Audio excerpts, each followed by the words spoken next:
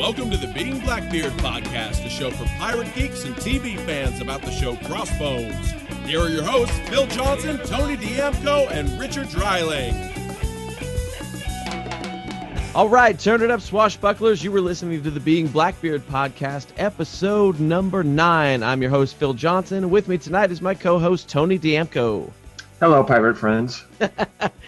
And if you haven't figured it out by now, or if you're a first-time listener, we are here to talk about the show Crossbones on NBC. And in fact, tonight we are here to talk about the last episode of Crossbones, most likely.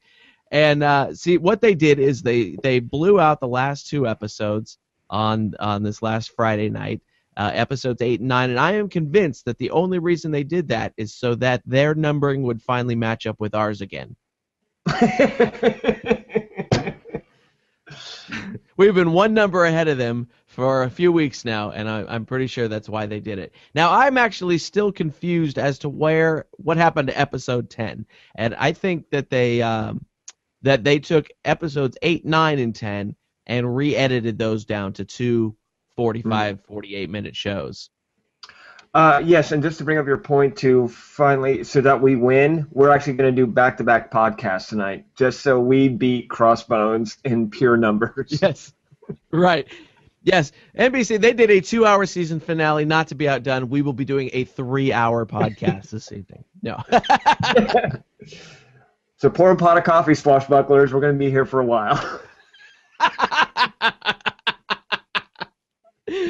Alrighty. So, so they blew out the last 2 episodes, and so much happened in those 2 episodes that they had to be just crunching everything in, because it was so. I mean, every 2 minutes there was a new revelation or somebody admitting to something, or something was happening. Which is, in some ways, I felt like is what they should have been doing all along, because in these last 2 episodes they crammed so much action and story and just kept the viewer just absolutely riveted, taking all the great parts that they've been doing beforehand, but just jam-packing it into these last 2 episodes and keeping the pace so fast and furious that I don't know how you felt, but by the end of the last 2 episodes, I was even more pissed that they were canceling this series, or most likely canceling this series.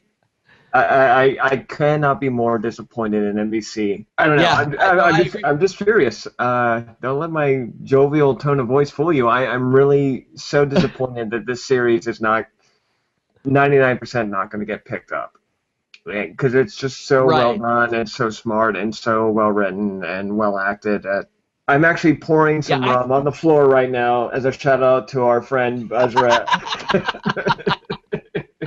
Lest we forget. Oh yeah. I was actually a little bit overwhelmed by the amount of action and revelations, and just, I mean, it was definitely edge of your seat kind of stuff. Because while I was watching it, I was actually trying to work out and do sit-ups and stuff too, and I had to quit because it wasn't happening. I was paying attention to the show too much, and. But I think if they had kept that kind of pace early in the series, I probably would have been more used to it. But I found it just a little bit overwhelming in the last 2 shots that they gave us.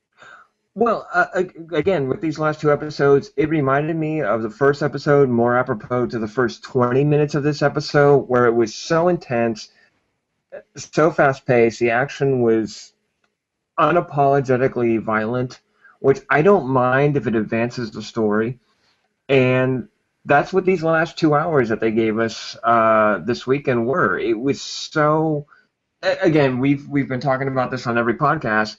Like, I wanted the show to be unapologetic. I wanted the show to just say, hey, this is what we are, either love it or like it. And that's what they did in these last 2 episodes. And it was fast and furious as compared to the pace of what some of the episodes in between were. But I really wish they had just been this way from beginning to end and just gone all in with the series and just gambled all the way through it. Yeah, I agree. Now that you bring it up, yeah, it was very similar to the first episode, and I kind of had that same little bit of overwhelmed feeling in the first episode too, at which I probably would have gotten used to it, I'm sure, as you get the pace of a show, you know. But one of the things I did like, you were talking about the level of violence, and it was still advancing the plot. It was advancing the plot, and the other thing that I liked was that the action scenes were not, they were broken up by other story elements. There would be, okay, we're battling ship to ship, and then we're gonna go peek in on this other story here real quick for a minute, and then we're gonna go back to the battle. And I liked that they broke it up like that, because it wasn't just this mind-numbing Transformers style destruction for 20 minutes. Don't get me started. You know how much I can rant about Michael Bay on any given moment. But but yeah, to your point, the fact that two things. One, in these last two episodes, they reminded you that he was Blackbeard. That this isn't like, yes, he's not a great guy. He is evil personified, even though he's performed brilliantly by the awesomeness that is Joe Malkovich. This is an evil guy. This is a guy who's done bad things. And the reason he sees ghosts and is haunted by spirits is because he's done evil things. The other scene I loved in this particular last two episodes was the scene where Fletch has to kill a guy because he's protecting the women and the children. And a guy comes in, he's trying to apologize, and he's saying, hey, don't do this, I'm going to defend them. And he ducks down and stabs the British guy, which, again, as an Irishman, I have to admit, I enjoy seeing the British get stabbed. But I just love that back and forth in the episode when you're seeing this incredibly gruesome violence and then that very specific individual violence where you see a guy, again, I don't mind violence in movies as long as it tells a story and you see the ramifications. And I love that scene because he's very hesitant. He's protecting these women and these children. He doesn't want to kill this British guy because he realizes he's just a British soldier who was sent to an island. And he stabs him, but with the utmost hesitancy and compassion. And that's the kind of violence that I like in a story because it builds upon the story instead of just for the sake of, hey, here's a guy killing another guy, don't we love violence? And I thought that particular scene was extremely brilliant. Yeah, I agree. I thought it was great where he's like, I'm sorry. There was that compassion there. But it was also, it was like a growing up moment there at the same time, where if the series were to go on, he would be a completely different character now, I think. I would agree, and I would love to see that character develop and see what he would be in the second season. And I'm a Hope Springs Eternal guy, but I have no faith in this series being picked up. Yeah, I unfortunately don't either. And the way they maybe this is jumping ahead a little bit, but the way they tied it up at the very end seemed like, well, I mean, through the whole two episodes, it seemed like they were just quickly trying to tie everything up as fast as possible. But then at the very end, Lowe delivers the head to the British guy. Yeah. And we're supposed to think it's Blackbeard, even though they don't show us the face. They only show us the coin in the head. And then we see Blackbeard on the beach. And yeah. I don't know exactly how that's supposed to play out. And it almost looked to me like they went, well, we might be back next season, and we'll figure out how we got on the beach when we get there. You know, it's funny, when I saw that scene, especially the head on the desk scene with the coin in the head, and then the Blackbeard on the beach scene, I think they're kind of in the same position that we are. They're like, well, we're 99% sure this is going to get canceled, but we want to leave this 1% open just because they're hopeful. And I can understand that. I think everyone's kind of hopeful. Those who have watched the show and are fans of it, we're all hopeful that it gets picked up. And I think they are too, because I think they like the series and want the paycheck. But but the last two episodes that we saw this weekend, especially with that last scene, I think that's sort of a tip of the hat too. Yeah, we're 99% sure this is getting canceled, but Malkovich is available next year if you need him. Yeah, right.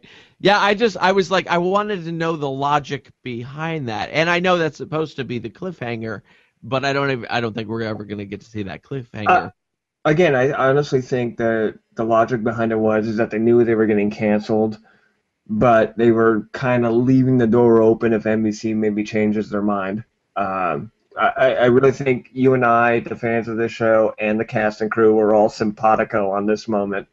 It would have been the equivalent of John Malkovich turning to the camera with his fingers crossed, like, "Hey, I hope." Right.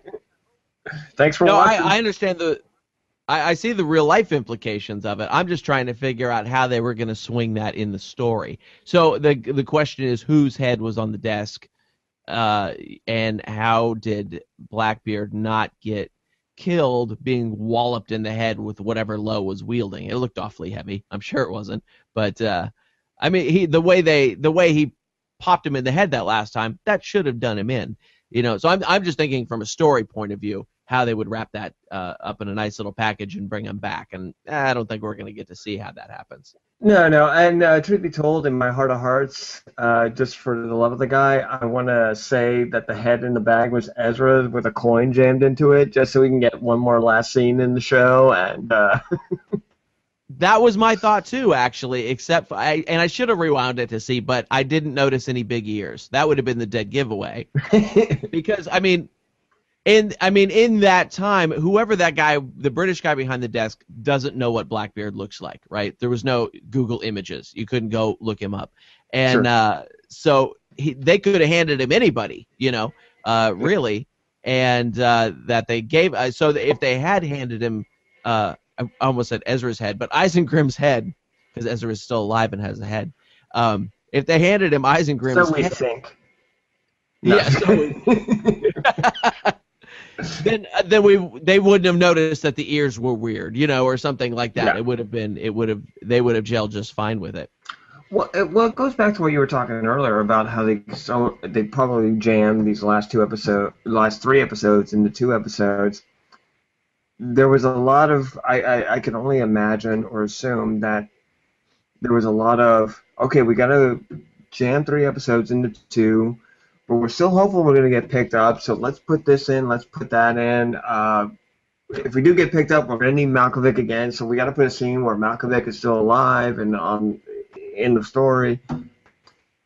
I don't want to say hodgepodge because I don't think that gives them enough credit, because they did really tell a great story in these last 2 episodes. But there was probably a lot of, we got to do this, but keep the door open. And everybody find a way to make this make sense in some way that, even if we do get canceled, which we think we are, doesn't make sense, with still leaving the door open to a possible next year. Right. Yeah. I'd like to hear how it plays out. We'll have to just find the writers and go, what would you have done? Well, we should be able to find them, because I imagine they're going to be free for the next few months looking for something to do. I mean, that's just the nature of the game.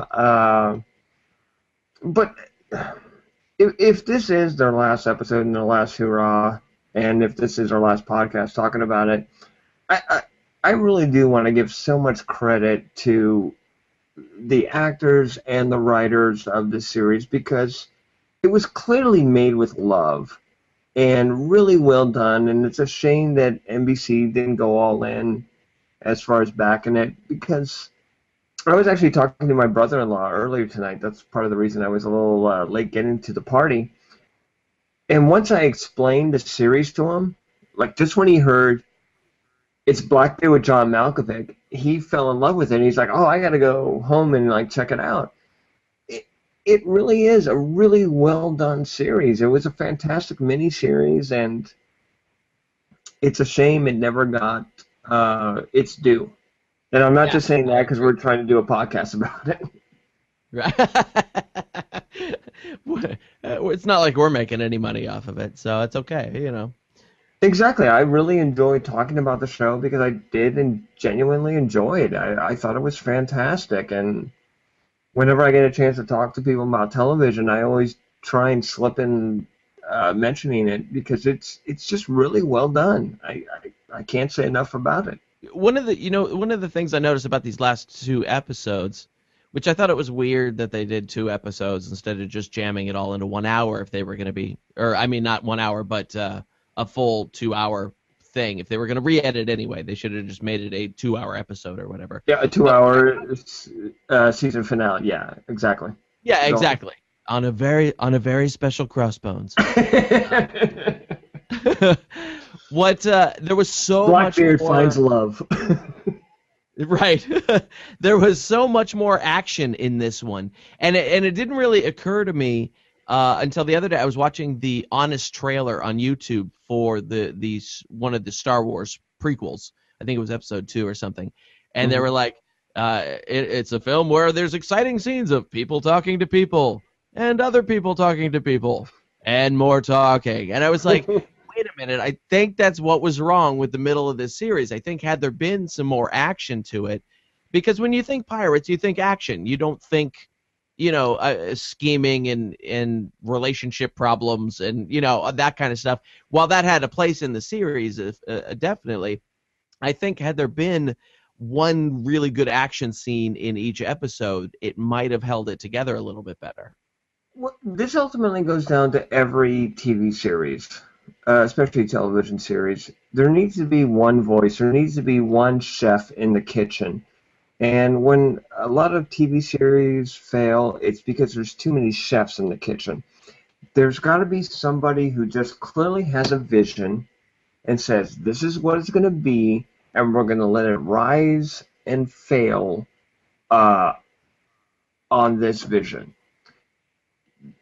My biggest complaint with the series has always seemed to been, and you can watch previous podcasts of me talking about it and yammering on about it, is that they always seem to be trying.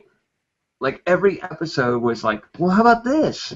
Oh, you don't like this? Next episode, how about this?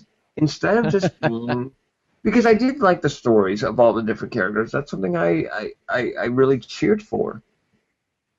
But the pacing of the series and how it managed talking scenes between pirating scenes, it never ever found that balance. It had it great in the first episode. I think it had it very well in these last 2 episodes. But ultimately, as a series, it never found that base of what they were looking for. It was a smorgasbord instead of being a buffet. Yeah, I agree. It was uneven.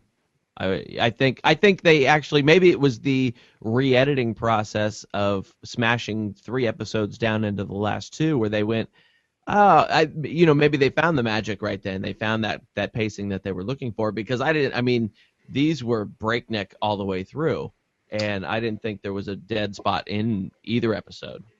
Well, it's the old saying, desperation breeds inspiration. True. Yeah. And while we're on the subject of these last 2 episodes, because I don't want to seem like I'm just down on the series failing and not succeeding, or talking about complaints. There are so many things about these last 2 episodes that I really enjoyed, and I would love to get your take on them. I love the scene, especially in the second episode, where Lowell is surrounded, and then someone throws a bomb, which turns out to be Ryder, but he throws a bomb that only seems to kill the British. Did you notice that? It's like, why did that seem like something out of a video game? I mean, I loved it. It was fantastic, but it just seemed like, okay, this is only going to kill the bad guys, depending on your take of who the bad guys are.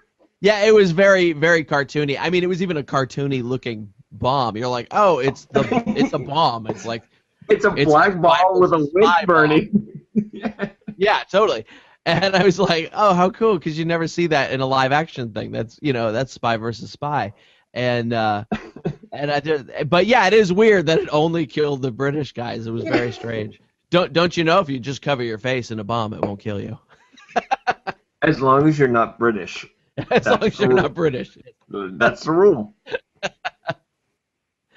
But yeah, I mean, I could kind of almost see some of the parts that even got cut out, because we have no idea how Charlie Ryder escaped. He was in a jail cell on the British ship, so we have no idea how he escaped. There was those kind of little details that they skipped over. They had that one scene where it was just a clip of the cell that he was in with a British guy strangled. Oh, I missed that one. I didn't even see that. Yeah, it was a very quick scene, like right before commercial. I I must have been doing sit up. You were mid-turn. What did you think though about the whole thing with like Selima and Antoinette? Because I really love that scene, or the multiple scenes that led up to it. Even though Antoinette suddenly became something out of The Ring, where she was moving very fast and had a sickle. But I did love the whole chunk leading up to that, and I would love to hear your take on it. Yeah, I thought that was very cool. They bring her onto the island. They've got her in a cage. They took away the sort of supernatural element of it. Like I thought when he goes, call to him and he'll come, I thought she was going to like, give him a vision type of thing like we've been seeing, but no, she just went, Edward, she just yelled. Yeah. And I was like, oh, okay, that's real life. That's what I was expecting this. And but then when Selima shoots her, she just like gets back up. I'm like, is she a zombie? What? I don't know. Yeah. Is it Night of the Living Dead now? I was a little bit confused by that as to whether that character was supernatural in some element or not, or just a crazy lady. Maybe she was just crazy and didn't feel pain or something. I totally agree, because there was that scene where she gets shot, but it's not apparently a kill shot and she keeps moving. But then there's the scene where she's walking up the stairs and she has a sickle and she seems to be moving faster. And then later on, right before she does whatever she does to Celine, there's sort of that like fast turnaround, suddenly I'm behind you, peekaboo kind of thing. Oh yeah, there was an element to that, yeah. Yeah, which again I thought was fantastic and I loved, but it did seem like they were just like, hey, we've got the scenes, enjoy, we'll make sense of it later if we get picked up. I thought, and I thought. I knew we were going to lose some characters, so I wasn't really surprised that Selima bit the dust. I really thought the scene where Antoinette impales herself on the sword, I thought that was brilliant, except for I wanted to, and I know they did it on purpose, but I wanted to see the kiss. I wanted to see her go all the way and kiss Blackbeard right before she died, and they stopped just short of it. And I was like, I know they did that on purpose, but it's not what I wanted to see. Honestly, when I watched that scene, I felt the same way. But I was also very 50-50. I wanted to see the kiss, but then afterwards, when I didn't see the kiss, I was like, you know what? I'm okay with it. In some ways, it just made, and maybe you have a different take on this, but with these last two episodes, I think they wanted to remind us that he's Blackbeard, that he is this evil guy, and he kind of needs to pay for his sins a little bit. I totally hear what you're saying with the scene with Antoinette, and I felt the same way as I was watching it. But as time went by, I can go either way. Yeah, I know. I agree. I from a story perspective, I totally see why they did it and what the underlying thing was. He's evil. He's not going to get what he wants. She's not going to get what she wants. All that kind of stuff totally made sense. But just from an emotional point of view, I was like, they should have kissed. Maybe it's just, I don't know. It would have turned it into a romantic comedy right then. A very violent romantic comedy. But, yeah, when Edward met really Antoinette. Yeah. I won't have what she's having.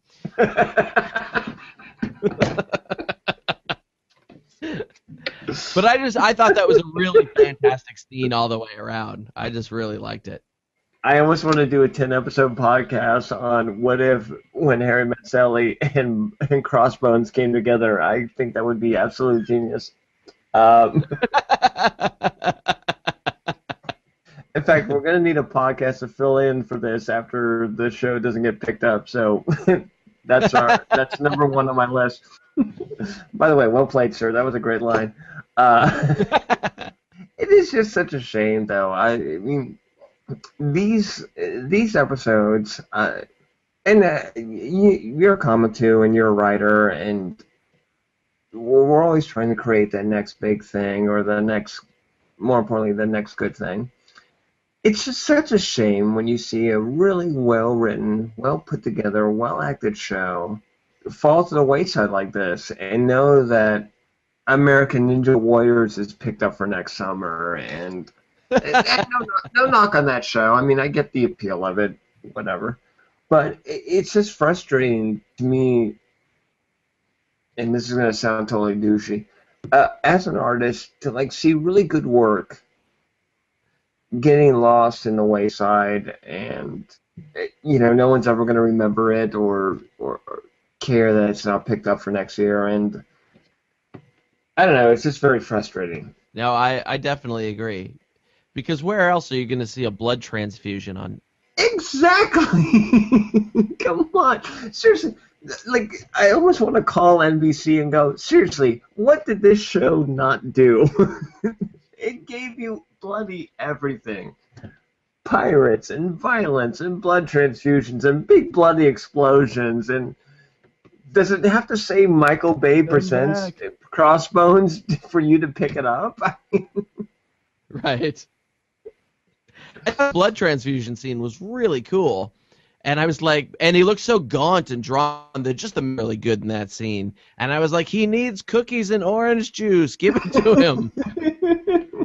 He just got lashed last episode. Give him something. He was saying, oh, what can we do to save her? And he was like, didn't he say like, 50 or 60 years ago, these guys tried this blood transfusion thing. We could try that. And I was like, not only is he's like, I kind of know what it is, and then instantly knows how to do it with all the little pipettes and all the little, mad scientist rig that they had going on. I was like, wow, that's way smarter than I would be if I was like, I kind of heard about this one thing and then instantly know how to do it.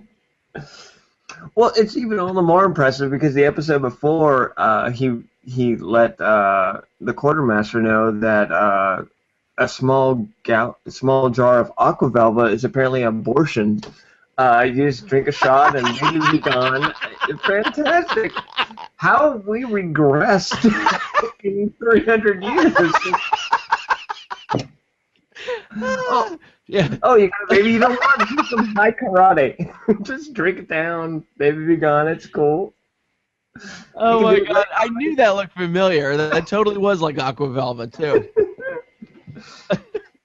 She like splashed some on her cheek and boom, baby, be gone. Fantastic. Hey, look, we're getting canceled. I had $5. Here's what you got. Yeah. Oh my God.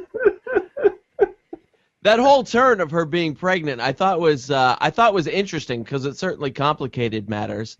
And but then when she comes in, I was like relating it to like modern day stuff where she comes in to talk to Lo, and that whole conversation to me just sounded like we need to talk like you never want to hear from a woman go we need to talk, and but she just did it in like really flowery language, and I felt bad for Lo. I was like, oh, this isn't gonna be good. That was actually one of these last two episodes. That too was one of my favorite scenes. The back and forth between them, between Lowell and the quartermaster. Not the wife of the quartermaster, as Ezra pointed out to us. Kate. That back and forth just, to me, it was what you were going back to earlier about how they had great action scenes and great verbal scenes, and if they could have just found that balance. With these last two episodes, they found that balance with the action scenes and moments like that, where they are having this very intelligent, witty, but still matter-of-fact back and forth. And you actually see Lowell really smile at one point, probably the only time in the entire series where he genuinely really smiles when he thinks like, oh, hey, I'm having a kid? Fantastic. Right, and I was like, that's not the right response. Well, I understand it at the heart of the moment. Like, oh, yeah, I'm having a kid with this woman. Oh, that's right. She has another guy, and he's crippled, and he's probably right behind me with a sword. But I just love that exchange. It was very, very witty and very on top of the language. And, the back and forth of this series with the characters and the dialogue, it's absolutely top-notch. And again, it's one of the many reasons why I'm disappointed that this is not going to get picked up, most likely. But that was just a fantastic scene. And as the story developed in that episode about well, how do I get rid of a baby? And well, here's some scope. Drink it. I just, I don't know. I found very intriguing, and engaging, and loved it all. And I thought it was very, very real, where they were contrasting the giant pirate battle of nations against this very sort of personal love triangle. Oops, there's a baby kind of thing, and I thought that was a real interesting contrast, just to keep everything real. No, and right there is the key word. It was very real. And in a modern day that we live in, when we look at stories that go through the past, whether it's a Civil War, pirates, Vikings, what have you, to have a scene like this that kind of reminds us of, oh, everybody's kind of gone through this in any sort of variation of history and generations. I just thought was so smart and so well done, and because there is a little bit of assumption and, dare I say, hubris with every generation to realize, well, our problems are our problems, and we're the only generation to deal with these problems. No, there's always been war. There's always been murder. There's always been theft. There's always been unwanted pregnancy, which just makes me believe in reincarnation, and I'm the cause of that throughout history. But, I mean, I just like that element because you don't see that in periodic stories very often, that something like, hey, I have a baby that I don't want. You don't see that in periodic tales and historic tales, and I just thought that was a very nice touch as far as these last two episodes go. Well, we're just about coming up on our time here, so we should close up shop. Did you have a favorite line in this episode? Truth be told, I had several. There were so many great monologues and speeches, especially considering that we had two really full episodes to deal with. I did have this element, though, in the second episode that we were watching, as far as fans go, when Edward, or Blackbeard, gives the speech to rally his troops as the British are attacking. There was part of me that said, hey, Charlie said the same speech in the last episode, and you killed him. Wait a minute, should we follow this guy? All right, well, we're here. Let's go for it. But there was too many lines, especially in these two combined episodes, to quote the love. What were your faves? My favorite one, just because it made me laugh, because I always go to those, is when Fletch goes, do you think they're going to kill me because I know too much? And Lo goes, that's an assertion with which I beg to differ. And I was like, I'm keeping that one in my head. That one's going to come out of my mouth at some point. Again, because there were two episodes, there were so many favorite lines, and that one was a favorite of mine. Charlie had some great lines in his speech. Edward had some great lines in his speech. I almost want to watch the last two episodes again because there were so many favorite lines that. And we always talk about Malkovich in this episode, but let's give Lowell his credit. He was the perfect balance to Edward, to Blackbeard, and the lines written for him. You just gave a great example. Are just as fantastic, and we should pour a big bottle of rum on the floor in name of all these characters that we're never going to see again. So we're gonna close up shop here, and for listening, we really appreciate you listening and telling your friends and interacting with us on this, what you like about the show, what you don't like about the show. Although we didn't really hear much of the what you don't like. We appreciate you listening. The website is going to remain up. All the podcast episodes will remain up at least for the next 8-9 months until we actually find out that the show isn't going to happen anymore, and then I will probably pay the hosting bill for it. But those things will be there, and there will be other projects to come. And when there are other projects to come, I will make sure to put up a podcast episode of this Being Blackbeard so that you know what we're doing, and you can come and follow us in other places and talk about different things, whatever it is we're talking about. So Tony, why don't you do some plugs? Where are you going to be? Where can they find you? Well, as always, you can find me on Twitter at Tony Diamco, TonyDijamco. But more importantly, I want to thank you, Phil, for putting this all together. I've had an absolute blast doing this podcast with you. And hopefully Crossbones gets picked up. But you know what? Let's find the next big geeky thing and find a way to do a podcast about that, because I absolutely love you, brother, and I've had so much fun talking with you and riffing with you every week. And we've got to find something else to talk about to do a podcast with, because this has just been too much fun. Well, thank you, man. I appreciate that a lot. I've had a really good time, too. You are a great conversationalist, so it's been a kick. Are you doing any gigs this week? What do I have coming up? I'll be in El Paso, Texas, August 27th through the 31st, and then into New Mexico and Tucson, Arizona after that. You can get more information at TonyDiamco.com. How about yourself, Phil? What's coming up next for you? That's great. That club in El Paso is fantastic. That's what's the name of that place? Comic Strip? The Comic Strip. Yeah, that's a great club. That's a fantastic club. For me this week, on Friday the 8th, I will be at the Empress Theater in Vallejo, California, and on the 9th at the California Theater in Pittsburgh, California. Both of those dates are featuring for Dennis Regan. And the 10th, I'll be headlining a show in Castro Valley to raise money for a kids basketball team. And then out of town, I will be the 21st through the 23rd at Looney's in Colorado Springs, Colorado. So that will be much fun as well. All righty. So thank you again, friends, for listening.